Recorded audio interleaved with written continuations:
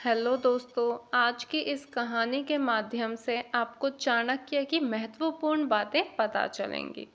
अच्छे मनुष्य की पहचान धर्म का उपदेश देने वाले, कार्य अकार्य, शुभ अशुभ को बताने वाले इस नीति शास्त्र को पढ़कर जो सही रूप में इसे जानता है वही श्रेष्ठ मनुष्य है।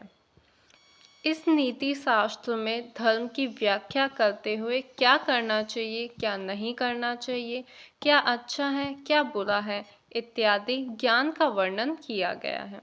इसका अध्ययन करके इसे अपने जीवन में उतारने वाला मनुष्य ही श्रेष्ठ मनुष्य है।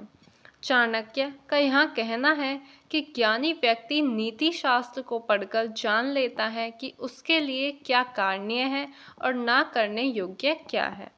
साथ ही उसे कर्म के भले बुरे के बारे में भी ज्ञान हो जाता है। कर्तव्य के प्रति व्यक्ति द्वारा ज्ञान से यह दृष्टि की धर्मोपदेश का मुख्य सरोकार और प्रयोजन है। कार्य के प्रति व्यक्ति का धर्म ही व्यक्ति धर्म यानी मानव धर्म कहलाता है, अर्थात मनुष्य अथवा किसी वस्तु का गुण और स्वभाव, जैसे अग्नि का धर्म जलाना और पानी का धर्म बुझाना है, उसी प्रकार राजनीति में भी कुछ कर्म धर्मानुकाल होते हैं और बहुत कुछ कर्म के विरुद्ध होते हैं। चाणक्य लोगों की भलाई की इच्छा से अर्थात लोकहितार्थ राजनीति के उस रहस्य वाले पक्ष को प्रस्तुत करूंगा जिसे केवल जान लेने मात्र से ही व्यक्ति स्वयं को सर्वज्ञ समझ सकता है। स्पष्ट है कि राजनीति के सिद्धांत अपनाना उतना महत्वपूर्ण नहीं है जितना कि उनको समझना और जानना है कि वे क्या हैं और उनका प्रभाव क्या हो सकता है। इसीलिए उनके नीति शास्त्र का पारायण करने वाले व्यक्ति राजनीति का पंडित हो सकता है। इसलिए आत्म कल्याण ही नहीं, जग कल्याण के लिए राजनीति को जानना बहुत जरूरी है। मूर्ख शिष्य को पढ़ाने से, उपदेश देने से, दुष्ट स्त्री का भरण पोषण करने से तथा दुखी लोगों का साथ करने से विद्वान व्यक्ति भी दुखी होता है। यानी कह सकते हैं कि चाहे कोई कितना भी समझदार क्यों ना हो, किंतु मूर्ख शिष्य को पढ़ाने पर, दुष्ट स्त्री के साथ जीवन बिताने पर तथा दुखियों रोगियों के बीच में रहने पर विद्वान व्यक्ति भी दुखी हो ही जाता है। साधारण आदमी की तो बात ही क्या।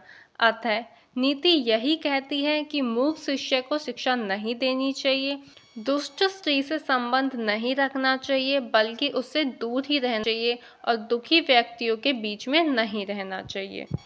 हो सकता है कि ये बातें किसी भी व्यक्ति को साधारण या सामान्य लग सकती हैं, लेकिन यदि इन पर गंभीरता से विचार किया जाए तो यह स्पष्ट है कि शिक्षा नासिक उसी व्यक्ति को देनी चाहिए जो उसका सुपात्र हो या जिसके मन में इस शिक्षाप्रद बातों को ग्रहण करने की इच्छा हो। आप जानते हैं कि एक बार वर्षा से बीते भीगते बंदर को चिड़िया ने घोंसला बनाने की शिक्षा दी, लेकिन बंदर उसकी इस सीख के योग्य नहीं था। झुंझलाए हुए बंदर ने चिड़िया का घोंसला उजाड़ डाला। इसलिए कहा गया है कि जिस व्यक्ति को किसी बात का ज्ञान ना हो, उसे कोई भी बात आसानी से समझाई नहीं जा सकती। जो अधूरा ज्ञान है उसे तो ब्रह्मा भी नहीं समझा सकता। जिसके घर में माता ना हो और स्त्री वह व्यभिचारिणी हो, उसे वन में चले जाना चाहिए, क्योंकि उसके लिए घर और वन दोनों समान हैं। दुखी का पालन भी संताप कारक ही होता है। वैद्य दूसरे के दुख से दुखी होता है, अतः दुखियों के साथ व्यवहार करने से पंडित भी दुखी होता है। दुष्ट पत्नी, शठ मित्र, उत्तर देने वाला सेवक तथा सांप वाले घर में रहना मृत्यु के कारण है, इसमें संदेह नहीं करना चाहिए। चाणक्य कहते हैं कि यह चार चीजें किसी भी व्यक्ति के लिए जीती जागती मृत्यु के समान हैं। दुष्चरित्र पत्नी, दुष्ट मित्र, जवाब देने वाला मुंह लगा नौकर, इन सबको त्याग कर देना चाहिए। घर में रहने वाले सांप को कैसे भी मार देना चाहिए। जिस देश में सम्मान ना हो, जहाँ कोई आजीविका ना मिले, जहाँ अपना कोई भाई बंधु ना रहता हो और जहाँ विद्या अध्ययन संभव ना हो, ऐसे स्थान पर नहीं रहना चाहिए। जहाँ विद्या प्राप्त करने के साधन ना हो, जैसे स्कूल, कॉलेज या पुस्तकालय आदि ना हो, ऐसे स्थानों पर रहने से कोई लाभ नहीं होता। अतः इन स्थानों को छोड़ देना ही उचित है।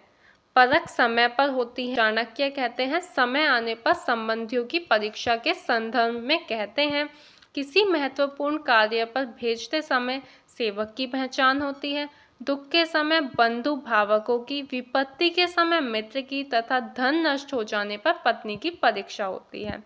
यदि किसी विशेष अवसर पर सेवक को कहीं किसी विशेष कार्य से भेजा है, तभी उसकी ईमानदारी आदि की परीक्षा होती है। रोग या विपत्ति में ही सगे संबंधियों तथा मित्रों की पहचान होती है और गरीबी में, धनवान में पत्नी की परीक्षा होती है। चाणक्य कहते हैं कि जो निश्चित को छोड़कर अनिश्चित सहारा लेता है, उसका निश्चित ही नष्ट हो जाता है। अनिश्चित तो स्वयं नष्ट होता ही है। अभिप्राय यह है कि जिस चीज का मिलना पक्का निश्चित है, उसी को पहले प्राप्त करना चाहिए, उसी काम को पहले कर लेना चाहिए। तो दोस्तों, हम उम्मीद करते हैं कि आपको चाणक्य की इन बातों का अर्थ समझ आया हो। अगर आपको यह पसंद आई तो इन्हें अपने दोस्तों को साझा करें और हमारे चैनल को सब्सक्राइब करना ना भूलें। धन्यवाद।